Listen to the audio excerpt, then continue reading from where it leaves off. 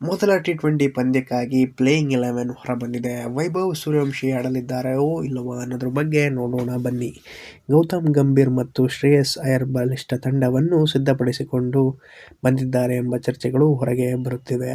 ಭಾರತ ತಂಡ ಈಗ ಐರ್ಲೆಂಡ್ ವಿರುದ್ಧ 2 ಪಂದ್ಯಗಳಲ್ಲಿ ಟಿ20 ಸರಣಿ ಆಡಲಿದ್ದು, ಇದೇ ಮೊದಲ ಬಾರಿಗೆ ವೈಭವ್ ಸೂರ್ಯವಂಶಿ ಭಾರತ ತಂಡಕ್ಕೆ ಆಯ್ಕೆಯಾಗಿದ್ದಾರೆ. ಈ ಸರಣಿಯ ನಂತರ ಅವರು ಇಂಗ್ಲೆಂಡ್ ಪ್ರವಾಸ ಹಾಗೂ ಏಷ್ಯನ್ ಗೇಮ್ಸ್ನಲ್ಲೂ ಭಾಗವಹಿಸುವ ಸಾಧ್ಯತೆ ತುಂಬ ಇದೆ ಅಂತಲೇ ಹೇಳ್ಬೋದು. ಆದರೆ ಎಲ್ಲರ ಮನದಲ್ಲಿರುವ ದೊಡ್ಡ ಪ್ರಶ್ನೆ ಏನೆಂದರೆ, ಐರ್ಲೆಂಡ್ ವಿರುದ್ಧದ ಮೊದಲ ಟಿ20 ಪಂದ್ಯದಲ್ಲಿ ವೈಭವ್ ಸೂರ್ಯವಂಶಿ ಅಂತಾರಾಷ್ಟ್ರೀಯ ಕ್ರಿಕೆಟ್ಗೆ ಪಾದಾರ್ಪಣೆ ಅಂದರೆ ಡೆಬ್ಯೂ ಮಾಡಲಿದ್ದಾರೆಯೋ ಇಲ್ಲವೋ ಎನ್ನುವುದರ ಬಗ್ಗೆ. ತಂಡದ ಪ್ಲೇಯಿಂಗ್ 11 ಬಹುತೇಕ ನಿಗದಿಯಾಗಿದೆ. ಯಾವ 11 ಆಟಗಾರರು ಐರ್ಲೆಂಡ್ ವಿರುದ್ಧ ಮೈದಾನಕ್ಕಿಳಿಯಲಿದ್ದಾರೆ ಎಂಬುದನ್ನು ನೋಡೋಣ ಬನ್ನಿ. ಇದೀಗ ಎಲ್ಲೆಡೆ ಚರ್ಚೆಯಾಗುತ್ತಿರುವ ಪ್ರಶ್ನೆ ಇದೆ, ವೈಭವ್ ಸೂರ್ಯವಂಶಿ ಆಡುತ್ತಾರೋ ಇಲ್ಲವೇ? ಅವರು ಆಡಿದರೆ ಅಂತಾರಾಷ್ಟ್ರೀಯ ಕ್ರಿಕೆಟ್ಗೆ ಪಾದಾರ್ಪಣೆ ಮಾಡುವ ಅವಕಾಶ ಸಿಗುತ್ತದೆ. ಅಲ್ಲದೆ ಅತಿ ಕಿರಿಯ ವಯಸ್ಸಿನಲ್ಲಿ ಭಾರತ ಪರ ಅಂತಾರಾಷ್ಟ್ರೀಯ ಪಂದ್ಯ ಆಡಿದ ಆಟಗಾರರ ಪಟ್ಟಿಯಲ್ಲಿ ಸ್ಥಾನ ಪಡೆಯುವ ಸಾಧ್ಯತೆ ಕೂಡ ಇದೆ. ಲಭ್ಯವಿರುವ ಮಾಹಿತಿಯ ಪ್ರಕಾರ ವೈಭವ್ ಸೂರ್ಯವಂಶಿ ಮೊದಲ ಟಿ20 ಪಂದ್ಯದಲ್ಲಿ ಆಡಲಿದ್ದಾರೆ ಎನ್ನುವ ಸುದ್ದಿ ಹರಿದಾಡುತ್ತಿದೆ.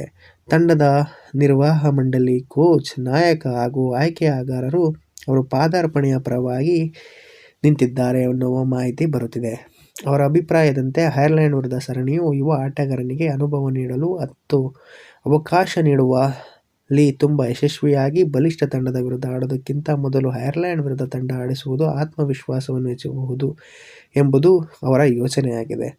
ಇದಲ್ಲದೆ ಬೆಲ್ಫಾಸ್ಟ್ನಲ್ಲಿ ನಡೆಯಲಿರುವ ಪಂದ್ಯಕ್ಕೆ ಅಭಿಮಾನಿಗಳಿಂದ ಭಾರೀ ಆಸಕ್ತಿ ವ್ಯಕ್ತವಾಗಿದೆ. ಅನೇಕರು ವೈಭವ್ ಸೂರ್ಯವಂಶಿ ಆಟವನ್ನು ನೋಡಲು ಕಾತುರದಿಂದ ಕಾದು ಕುಳಿತಿದ್ದಾರೆ. ಪ್ಲೇಯಿಂಗ್ 11 ಹೀಗಿರಬಹುದು. ವೈಭವ್ ಸೂರ್ಯವಂಶಿ ಆರಂಭಿಕ ಬ್ಯಾಟ್ಸ್ಮನ್, ಓಪನರ್. ಅಭಿಷೇಕ್ ಶರ್ಮಾ ಆರಂಭಿಕ ಬ್ಯಾಟ್ಸ್ಮನ್, ಓಪನರ್. ಸಂಜು ಸ್ಯಾಮ್ಸನ್ ಅಥವಾ ಇಶಾನ್ ಕಿಶನ್ 3ನೇ ಸ್ಥಾನ. ಶ್ರೇಯಸ್ ಅಯ್ಯರ್ ನಾಯಕ 4ನೇ ಸ್ಥಾನ. 5ನೇ ಸ್ಥಾನ ತಿಲಕ್ ವರ್ಮಾ ಉಪನಾಯಕ. 6ನೇ ಸ್ಥಾನ ಶಿವಮ್ ಡುಬೆ. 7ನೇ ಸ್ಥಾನ ಸೂರ್ಯವಂಶಿ ಹೆಗಡೆ. 8ನೇ ಸ್ಥಾನ ಅಕ್ಷರ್ ಪಟೇಲ್. 9ನೇ ಸ್ಥಾನ ರವಿ ಬಿಷ್ಣೋಯ್. 10ನೇ ಸ್ಥಾನ ಹರ್ಷದೀಪ್ ಸಿಂಗ್. 11ನೇ ಸ್ಥಾನ ಹರ್ಷಿತ್ ರಾಣಾ. ಮಧ್ಯಮ ಕ್ರಮಾಂಕದಲ್ಲಿ ನಾಯಕ ಶ್ರೇಯಸ್ ಅಯ್ಯರ್ ಪ್ರಮುಖ ಪಾತ್ರ ವಹಿಸಲಿದ್ದಾರೆ. ಟಿ20 ತಂಡದ ನಾಯಕತ್ವ ಸಿಕ್ಕಿರುವುದರಿಂದ ಅವರಿಗಾಗಿ ಹೊಸ ತಿಲಕ್ ವರ್ಮಾ ಉಪನಾಯಕರಾಗಿದ್ದಾರೆ. ಹೊಸ ನಾಯಕತ್ವದಲ್ಲಿ ಅವರಿಗೆ ಎಷ್ಟು ಅವಕಾಶ ಮತ್ತು ಸ್ವಾತಂತ್ರ್ಯ ಸಿಗುತ್ತದೆ ಎಂಬುದು ನೋಡಬೇಕಾಗಿದೆ. ಹಾರ್ದಿಕ್ ಪಾಂಡ್ಯ ಮತ್ತು ನಿತೀಶ್ ಕುಮಾರ್ ರೆಡ್ಡಿ ಲಭ್ಯವಿಲ್ಲದ ಕಾರಣ ಆಲ್ರೌಂಡರ್ಗಳಾಗಿ ಶಿವಮ್ ಡುಬೆ ಮತ್ತು ಸೂರ್ಯವಂಶಿ ಹೆಗಡೆ ತಂಡದಲ್ಲಿ ಪ್ರಮುಖ ಪಾತ್ರ ವಹಿಸುವ ಸಾಧ್ಯತೆ ಇದೆ. ಒಟ್ಟಾರೆ ಐರ್ಲೆಂಡ್ ವಿರುದ್ಧದ ಮೊದಲ ಟಿ20 ಪಂದ್ಯಕ್ಕಾಗಿ ಇದು ಸಂಭಾವ್ಯ ಪ್ಲೇಯಿಂಗ್ 11 ಎಂದೇ ಹೇಳಬಹುದು. ಆದರೆ ಅಂತಿಮ ತಂಡದ ಪಂದ್ಯದ ಆರಂಭಕ್ಕೂ ಮುನ್ನ ಅಧಿಕೃತವಾಗಿ ಪ್ರಕಟಿಸಲಾಗುತ್ತದೆ.